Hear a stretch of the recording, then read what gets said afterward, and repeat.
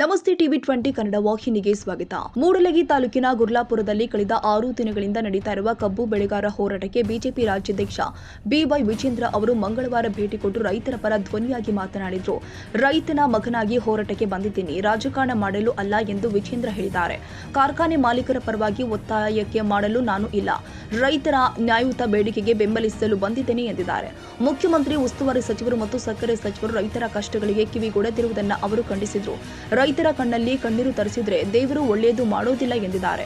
ವಿಜೇಂದ್ರ ಅವರು ಮಾಜಿ ಮುಖ್ಯಮಂತ್ರಿ ಬಿಎಸ್ ಯಡಿಯೂರಪ್ಪ ಅವರ ರೈತ ಪರ ಕಾರ್ಯಗಳನ್ನ ನೆನೆದು ಹೇಳಿದರು. ಪ್ರವಾಹದಲ್ಲಿ ಮನೆ ಕಳೆದುಕೊಂಡ ರೈತರಿಗೆ 5 ಲಕ್ಷ ರೂಪಾಯಿ ಸಹಾಯಧನ ನೀಡಿದ್ದವರು ಯಡಿಯೂರಪ್ಪ, ಆದರೆ ಇಂದಿನ ಸರ್ಕಾರ ರೈತರ ಕಷ್ಟವನ್ನು ಅಣಕಿಸ್ತಾ ಇದೆ ಎಂದು ಹೇಳಿದ್ದಾರೆ.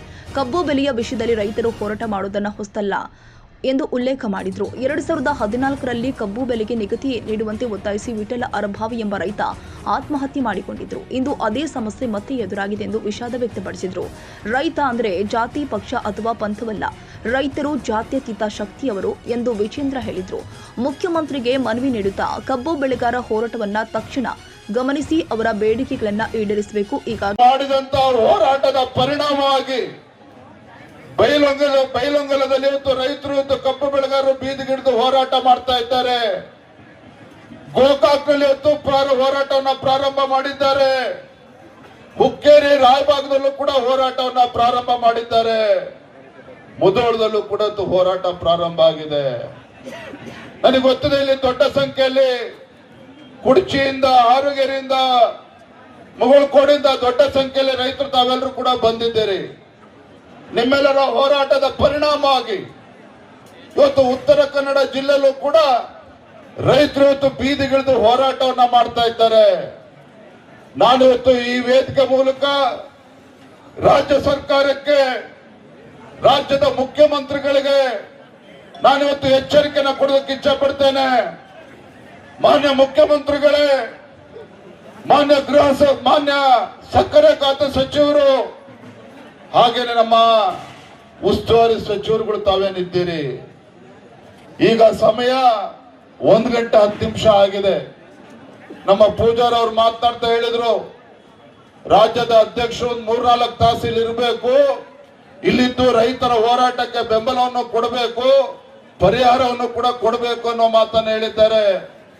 ನಾನೊಂದು ಮಾತನ್ನೇ ಸಂದರ್ಭದಲ್ಲಿ ಹೇಳ್ತಾ ಇದ್ದೇನೆ, ರಾಜ್ಯದ ಮುಖ್ಯಮಂತ್ರಿಗಳಿಗೆ, ನಮ್ಮ ಮಾಧ್ಯಮದ ಸ್ನೇಹಿತರ ಮೂಲಕ ಗೌರವಾನ್ವಿತ ರಾಜ್ಯದ ಮುಖ್ಯಮಂತ್ರಿಗಳಿಗೆ ಸಂದರ್ಭ ಹೇಳಲಿಕ್ಕೆ ಇಚ್ಛೆ ಪಡ್ತೇನೆ. ಕಬ್ಬು ಬೆಳೆಗಾರರ ಹೋರಾಟವನ್ನ ಬಹಳ ಗಮನ ಇಟ್ಟು ತಾವು ಗಮನಿಸಬೇಕಾಗಿದೆ. ಕಬ್ಬು ಬೆಳೆಗಾರರ ನ್ಯಾಯಯುತವಾಗಿರ್ತಕ್ಕಂಥ ಬೇಡಿಕೆ ನೀವು ಈಡೇರಿಸಲೇಬೇಕಾದಂತ ಕರ್ತವ್ಯ ರಾಜ್ಯ ಸರ್ಕಾರದಿದೆ. ತಾವು ಮುಂದಾಳತ್ವವನ್ನು ವಹಿಸಿ ಇವತ್ತು ಇವತ್ತು ಸೌಕರ್ಯಗಳೇನಿದ್ದಾರೆ ಅವ್ರನ್ನೆಲ್ಲ ಕೂರಿಸಿ ರೈತರಿಗೆ ಸರಿಯಾದ ರೀತಿ ಕಬ್ಬು ಬೆಳೆಗಾರ ಬೇಡಿಕೆ ಸರಿಯಾದ ರೀತಿ ಉತ್ತರವನ್ನ ಕಂಡುಕೊಳ್ತಕ್ಕಂಥ ಕೆಲಸವನ್ನ ಮಾಡಿ ನಾನು ಆಗ್ರಹ ಮಾಡ್ತಾ ಇದ್ದೇನೆ. ಮಾನ್ಯ ಮುಖ್ಯಮಂತ್ರಿಗಳೇ, ಈಗ ಸಮಯ 1 ಗಂಟೆ 10 ನಿಮಿಷ ಆಗಿದೆ. ಸಮಯ 1 ಗಂಟೆ 10 ನಿಮಿಷ ಆಗಿದೆ. ಸಂಜೆ 5 ಗಂಟೆ ಒಳಗಾಗಿ ಅಧಿಕಾರಿಗಳು ಬರ್ತಾರೋ, ಉಸ್ತುವಾರಿ ಸಚಿವರು ಬರ್ತಾರೋ, ಸಕ್ಕರೆ ಸಚಿವರು ಬರ್ತಾರೋ ಅಥವಾ ಮುಖ್ಯಮಂತ್ರಿಗಳ ಇಲ್ಲಿ ಬರ್ತಾರೋ ನನಗೆ ಗೊತ್ತಿಲ್ಲ. ಕಬ್ಬು ಬೆಳೆಗಾರರ ನ್ಯಾಯಸಮ್ಮತ ಬೇಡಿಕೆಯನ್ನ ಈಡೇರಿಸುವವರೆಗೂ ಸಹ ನಾವಿಲ್ಲಿ ಎದ್ದೇಳೋದಿಲ್ಲ. ಅಷ್ಟೇ ಅಲ್ಲ, ನಾಳೆ ದಿನ ನಮ್ಮ ಮುಖಂಡರು ಮಾತನಾಡ್ತಿದ್ರು, ಅಣ್ಣ ನಾಳೆ ನೀವು ಹುಡ್ದಪ್ಪ ಇದೆ, ಬೆಂಗಳೂರಿಗೆ ಹೋಗಿ ಬಹಳ ಜನ ಬರ್ತಾರೆ ಅಂತೇಳಿ. ರೈತರು ಬೀದಿಗಿಳಿದು ಹೋರಾಟ ಮಾಡ್ತಾ ಇರುವಾಗ, ಕಬ್ಬು ಬೆಳೆಗಾರರು ಬೀದಿಗಿಳಿದು ಹೋರಾಟ ಮಾಡುವಾಗ ನಿಮ್ಮ ವಿಜೇಂದ್ರ ಬೆಂಗಳೂರಲ್ಲಿ ಕುತ್ಕೊಂಡು ಹುಟ್ಟುಹಬ್ಬ ಆಚರಣೆ ಮಾಡುವಂತ ಪ್ರಶ್ನೆ ಇಲ್ಲ. ನಾನು ಕೂಡ ಇಲ್ಲೇ ಇರ್ತೇನೆ. ನಾಳೆನೂ ಕೂಡ ನಮ್ಮ ಕಬ್ಬು ಬೆಳೆಗಾರರು, ಹೋರಾಟಗಾರರು ತಾವೇನಿದ್ದೀರಿ, ನಾಳೆನೂ ಕೂಡ ಇಲ್ಲಿ ಇದ್ದು ನಮ್ಮ ರೈತರ ಸಮಸ್ಯೆಗೆ ಪರಿಹಾರ ಸಿಗಬೇಕು. ಆ ನಿಟ್ಟಿನಲ್ಲಿ ನಾಳೆನೂ ಕೂಡ ನಿಮ್ ಜೊತೆ ಇರ್ತೇನೆ. ನೀವು ಯಾವುದಕ್ಕೂ ಕೂಡ ನಾವು ಒಂದ್ ಮಾತನ್ನು ಹೇಳ್ತೇನೆ, ಮತ್ತೊಮ್ಮೆ ನಾನು ಮತ್ತೆ ಹೇಳ್ತೇನೆ, ನಾನು ಯಡಿಯೂರಪ್ಪವ್ರ ಮಗ ಆಗಿ ಬಂದಿದ್ದೇನೆ. ಇಲ್ಲೇನೋ ನಿಮ್ ಚಪ್ಪಾಳೆ ಗಿಟ್ಟಿಸ್ಕೊಂಡು ಶಬಾಷ್ಗಿರಿ ತೆಗೆದುಕೊಂಡು ಹೋಗಕ್ ನಾನು ಬಂದಿಲ್ಲ. ಇವತ್ತು ಯಡಿಯೂರಪ್ಪ ಗುಡುಗಿದರೆ ವಿಧಾನಸೌಧ ನಡುಗುವುದು ಅಂತ ಹೇಳ್ತಾ ಇದ್ರು. ಯಡಿಯೂರಪ್ಪ ಗುಡುಗಿದರೆ ವಿಧಾನಸೌಧ ನಡುಗುವುದು ಅಂತ ಹೇಳ್ತಾ ಇದ್ರು. ಆದ್ರೆ ಇವತ್ತು ಹೇಳ್ತಾ ಇದ್ದೇನೆ, ಇವತ್ತು ಬೀದಿಗಿಳಿದು ನಮ್ಮ ಕಬ್ಬು ಬೆಳೆಗಾರರನ್ನು ಹೋರಾಟ ಮಾಡ್ತಾ ಇದ್ದಾರೆ. ಈ ಹೋರಾಟದ ಕಿಚ್ಚು ಇಲ್ಲಿಗೆ ಆರಿಸ್ತಕ್ಕಂತ ಕೆಲಸವನ್ನ ರಾಜ್ಯ ಸರ್ಕಾರ ಮಾಡಲಿಲ್ಲ ಅಂತ ಹೇಳಿದ್ರೆ ಇಡೀ ರಾಜ್ಯಕ್ಕೆ ಈ ರೈತರ ಕಿಚ್ಚು ಇಡೀ ರಾಜ್ಯಕ್ಕೆ ಹರಡ್ತದೆ. ಅದಕ್ಕೆ ಮುಂಚಿತವಾಗಿ ರಾಜ್ಯ ಸರ್ಕಾರ ಎಚ್ಚೆತ್ತುಕೊಳ್ಬೇಕು ಅನ್ನೋ ಆಗ್ರಹವನ್ನ ಈ ಸಂದರ್ಭದಲ್ಲಿ ಮಾಡ್ತಾ, ನಿಮ್ಮ ಹೋರಾಟ ಇವತ್ತು ನ್ಯಾಯಬದ್ಧವಾಗಿದೆ. ನಿಮ್ಮ ಹೋರಾಟಕ್ಕೆ ಜಯ ಸಿಕ್ಕೇ ಸಿಗ್ತದೆ. ಯಾರು ಕೂಡ ಅಂಜುವಂತ ಪ್ರಶ್ನೆ ಇಲ್ಲ ಅನ್ನೋ ಮಾತನ್ನ ಈ ಸಂದರ್ಭದಲ್ಲಿ ಹೇಳ್ತಾ, ಇವತ್ತು ನಾನು ಕೂಡ ಸಂಜೆ 5 ಗಂಟೆ ತನಕ ಗಡುವನ್ನ ನೀಡಿದ್ದೇನೆ. ಮತ್ತೊಮ್ಮೆ ಹೇಳ್ತೇನೆ, ಉಸ್ತುವಾರಿ ಸಚಿವರಲ್ಲಿ ಇವತ್ತು ರೈತರು ಇವತ್ತು ಯಾವುದೇ ಅಹಂಕಾರ ಇಲ್ಲ. ರೈತರು ಯಾವುದೇ ಸೊಕ್ಕಿನಿಂದ ಇವತ್ತು ಇಲ್ಲಿ ಕೂತಿರ್ತಕ್ಕಂಥದ್ದಲ್ಲ. ರೈತರು ತಮ್ಮ ಹೊಟ್ಟೆ ಪಾಡು. ಇವತ್ತು ಸಾಹುಕಾರರು ಒಳ್ಳೆ ಆರಾಮಾಗಿರ್ಲಿ, ನಮ್ದೇ ತಕರಾರಿಲ್ಲ. ಆದ್ರೆ ಅವ್ರು ಆರಾಮಾಗಿರ್ಬೇಕು ಅಂತೇಳಿ ನಮ್ಮ ರೈತರು ಕೂಡ ಆರಾಮಾಗಿರ್ಬೇಕು. ಅವರು ಕೂಡ 2 ತುತ್ತು ಅನ್ನವನ್ನ ನೆಮ್ಮದಿಯಿಂದ ತಿನ್ನುವಂತ ದಿನಗಳು ಬರಬೇಕು. ಹಾಗಾಗಿ ಮತ್ತೊಮ್ಮೆ ಹೇಳ್ತಾನೆ, ಸಂಜೆ 5 ಗಂಟೆ ಒಳಗಾಗಿ ಸರ್ಕಾರ ಯಾವ್ದಾರು ಒಂದು ತೀರ್ಮಾನಕ್ಕೆ ಬರಬೇಕಾಗ್ತದೆ.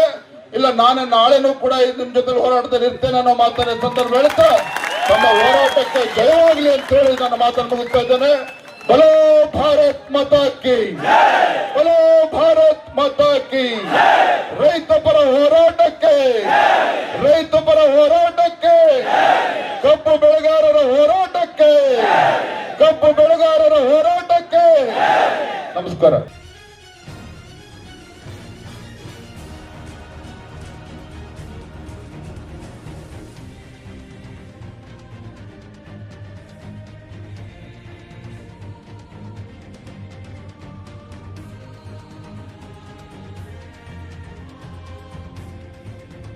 ಕನ್ನಡಿಗರ ಮೆಚ್ಚಿನ ನಿಮ್ಮ ಟಿವಿ 20 ಕನ್ನಡ ವಾಹಿನಿ ಇದೀಗ ಟಿವಿಯಲ್ಲಿ ಲಭ್ಯ. ಕರ್ನಾಟಕ ಮತ್ತು ದೇಶ ವಿದೇಶದ 360 ಡಿಗ್ರಿ ಸುದ್ದಿ ವಿವರವನ್ನ ಪಡೆಯುವುದಕ್ಕೆ ಟಿವಿ 20 ವಾಹಿನಿಯನ್ನು ಲೈಕ್ ಮಾಡಿ, ವಿಡಿಯೋಗಳನ್ನು ಶೇರ್ ಮಾಡಿ, ಕಮೆಂಟ್ ಮಾಡಿ, ಸಬ್ಸ್ಕ್ರೈಬ್ ಮಾಡಿ. HCN ಕೇಬಲ್ 842 ನಂಬರ್ನಲ್ಲಿ ಹುಕ್ಕೇರಿ ತಾಲೂಕು ಹಾಗೂ ಸಂಕೇಶ್ವರದ ಸುತ್ತಮುತ್ತಲಿನ ಹಳ್ಳಿಗಳಲ್ಲಿ ಲಭ್ಯ. PCN ಕೇಬಲ್ 129 ನಂಬರ್ನಲ್ಲಿ ಹಾರುಗೆರೆ ಸುತ್ತಮುತ್ತಲಿನ ಹಳ್ಳಿಗಳಲ್ಲಿ ಲಭ್ಯ. ರಾಯಬಾಗ್ ಡಿಜಿಟಲ್ ಚಾನೆಲ್ ಕೇಬಲ್ 80ನೇ ನಂಬರ್ನಲ್ಲಿ ರಾಯಬಾಗ ತಾಲೂಕಿನ ಸುತ್ತಮುತ್ತಲಿನ ಹಳ್ಳಿಗಳಲ್ಲಿ ಲಭ್ಯ. UDCN ಕೇಬಲ್ ನೆಟ್ವರ್ಕ್ ಉಗಾರ ಸುತ್ತಮುತ್ತಲಿನ ಹಳ್ಳಿಗಳಲ್ಲಿ ನಿಮ್ಮ ಟಿವಿ 20 ಕನ್ನಡ ವಾಹಿನಿಯೂ ಲಭ್ಯ.